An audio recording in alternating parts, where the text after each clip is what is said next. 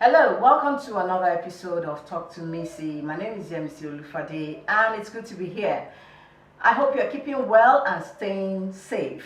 Let's continue to wash our hands. Let's continue to practice social distancing. I bet you, as we trust in God, that this COVID-19 pandemic will soon be a thing of the past.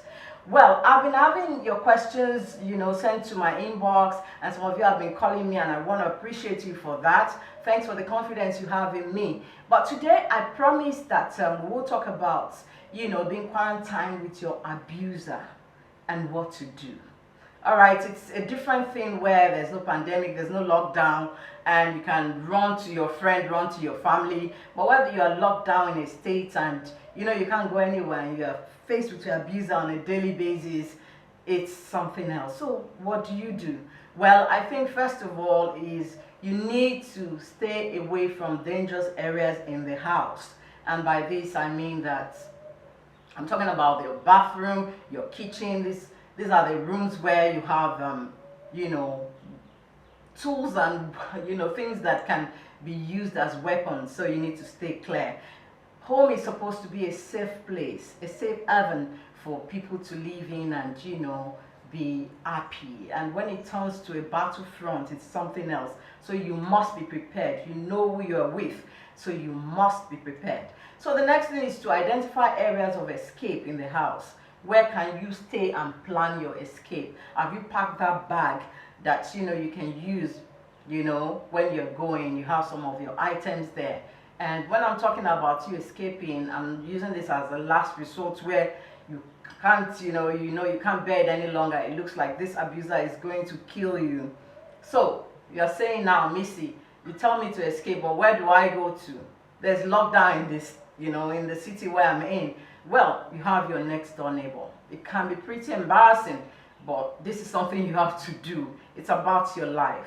It's worth it if you're embarrassed, to save your life. That's what I'm saying. So you need to have that neighbor, the next door neighbor you can run to and beg them that you need to stay here with your children because this is happening to you. And of course, another thing to do, even before this, is to have that neighbor you can trust, that you can call, and you have a code that you can tell that neighbor. The neighbor knows the signal once you give that code and knows what to do.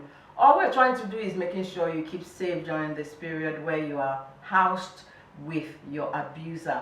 And for you, that neighbor that you hear the cry, you hear the scream, you hear the shout, don't just keep quiet and say it's not my business. I mean, I can't kill myself, I can't get into trouble. Well, be your neighbor's keeper. If all you can do is just call emergency lines or call the police, let them know that something is happening next door and they need to get here as soon as possible. I mean, saving a life, you have done something good for yourself, and it's something we should all do.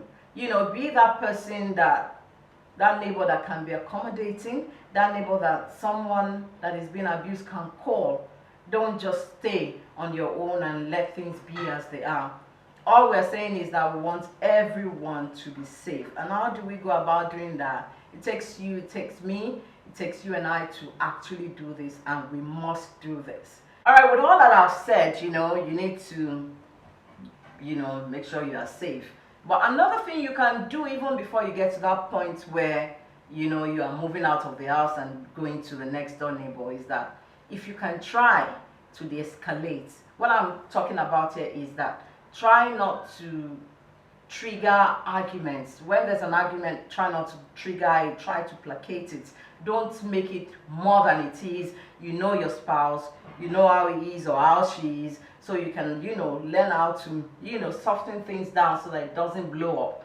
That's all I'm saying. And I'm wishing that we have a safe home, a safe marriage, a safe home, and there's no problem anywhere. This is a good time to communicate and find out how you can bond, as husband and wife, as a family. This is a good time. Rather than make it a time where you continue in the past way of doing things, this is a time to find a new way of doing things. Thanks for joining me on Talk to Missy. And of course, you can go to Facebook and look for a number if you want to call me. And if you want to send messages to my inbox, I'm here for you always. And remember, I love you big. Take care of you and be good. Stay safe.